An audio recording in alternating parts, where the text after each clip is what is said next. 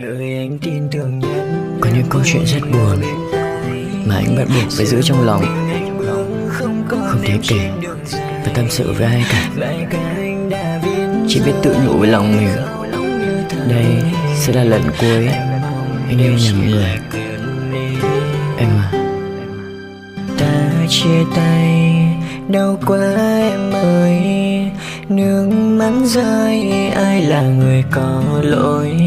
Thà không quên nhau sẽ chẳng đau thế này. Tại sao em cứ bắt anh phải đau? Trong nhân gian biết bao người con gái, anh gạt bỏ hết để anh lựa chọn em. Ai ngờ đâu anh đã yêu nhầm người. Ai ngờ đâu nước mắt anh lại rơi. Người anh tin tưởng nhất đang vui ở bên ai. Giờ một mình anh bước không còn em trên đường dài. Bài ca anh đã viết giờ anh nghe không như thằng hề.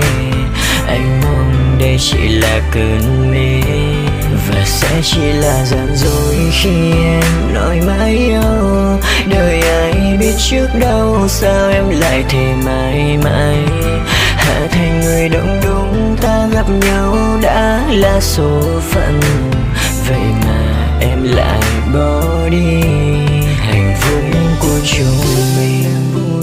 Ngày mà em đi, anh vẫn hay đi về lại những nơi mà ngày xưa cả hai đứa vẫn ngồi. Từng quán cà phê, con đường, tất cả anh chẳng thể nào quên. Bây giờ và có lẽ mãi mãi là như vậy. Trong nhân gian biết bao người con gái, anh gạt bỏ hết để anh lựa chọn em. Ai ngờ đâu anh đã yêu nhầm người. Ai ngờ đâu nước mắt anh lại rơi. Người anh tin tưởng nhất đang vui ở bên ai. Giờ một mình anh bước không còn em trên đường dài. Bài ca anh đã viết giờ anh nghe không như thằng hề.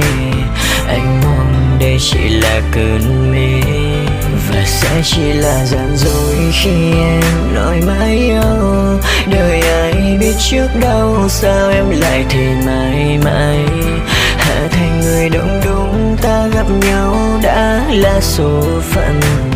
Vậy mà em lại bỏ đi hạnh phúc của chúng mình.